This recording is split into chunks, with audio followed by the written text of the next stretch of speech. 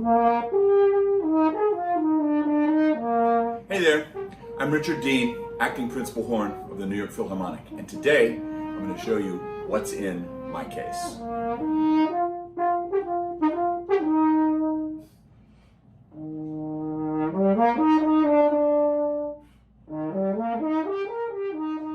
First of all, this is a Marcus Bona case made in Brazil.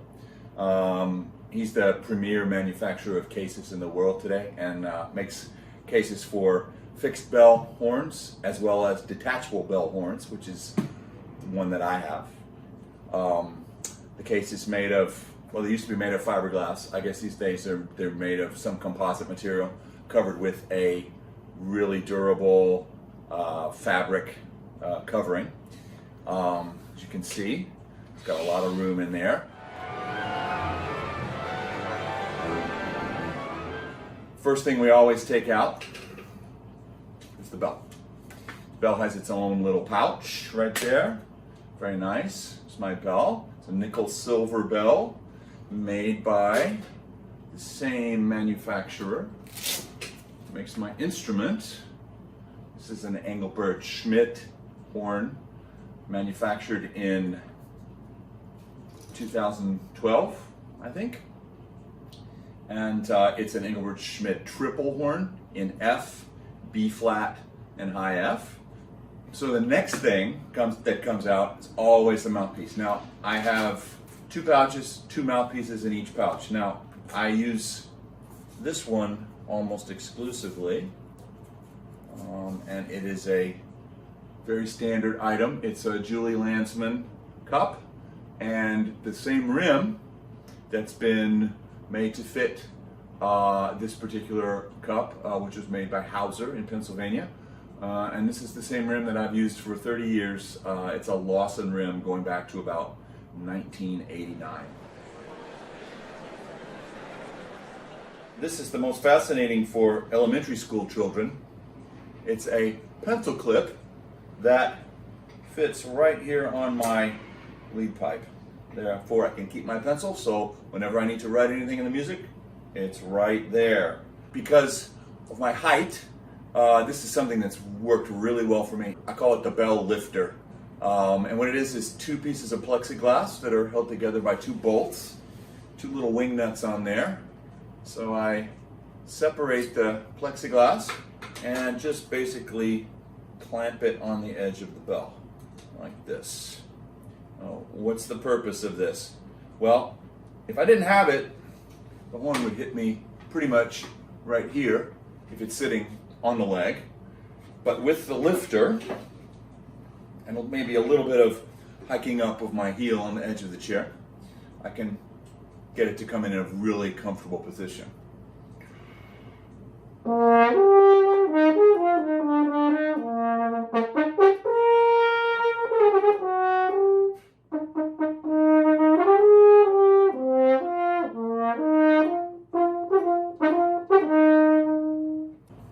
Two mutes. This is what we call a straight mute, fiber mute, sometimes called a wood mute.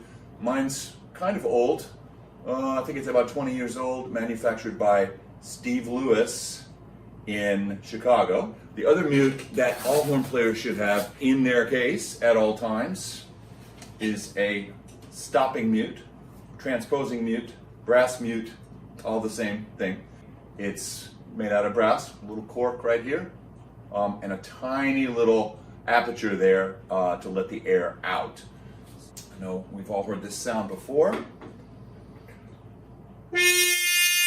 Very, very closed, kind of super brassy sound that composers use to great effect in the orchestra. First is a rag. You're going to get a little condensation. You're just going to need to clean things. You're going to need to have, it's like my security blanket. I put it on my right leg and it goes down. I've used that ever since I started playing, 48 years ago. I also have in here a little chamois cloth, which you can get auto parts store, Target, they'll have it in the auto parts section. Highly absorbent, really great for cleaning things off. Valve oil. Light oil, heavy oil. A couple other things that I have. Mouthpiece brush, a tiny flathead screwdriver, and for this horn, I also need a tiny Phillips screwdriver, and an Allen wrench. The Allen wrench, which is also known as a hex wrench, is used to adjust the little flippers that we use to give us a comfortable fit up on the top of the horn. I've got one long piece of it here and a couple of short pieces. String. If you have a horn that uses string configuration for the valves, you probably at some point in your career you're going to break a string. Now this is braided fishing line. It's really, really strong. So it's probably not going to break, but maybe once or twice in your entire career. But when it does, it's usually at a very inopportune moment. So you need to know how to string a valve on the fly as quickly as possible. So that's a skill you can develop. Schumann fantasy pieces, Adagio and Allegro. What else? Oh yeah, Brahms Horn Trio. So those are the things that I'm working on right now. Like to have them with me, just in case I get an opportunity to practice. They're always right there. This has some just accessories that I need. One is, reading glasses. Those are great for seeing the music as clearly as possible. A wide variety of earplugs, just in case things get really loud on stage. What else? A toothbrush, in case you're on tour, you're a place, you get something stuck in your teeth. Really bad for a horn player, as you can imagine. So this is great for helping to obviously clean the apparatus. And finally, a bag. I don't know why I have this bag. I'm just it's maybe because my wife asked me to put it in there so that I wouldn't always be getting plastic bags and bringing them home. So some people ask me, how much money do I have to spend to get a good horn? And the answer is not that much. There are a lot of great horns. A great resource is eBay. You can get a pretty decent double horn for less than $1,000, and you don't need to spend a lot of money when you first get started. Just make sure that the instrument works, and that have somebody check it out who knows what they're doing. And if it gets their seal of approval for a beginner, it's going to be fine. As you start to develop your skills, that's where you want to start to spend a little bit of money. But really, less than $1,000 can get you a pretty decent instrument to start off with.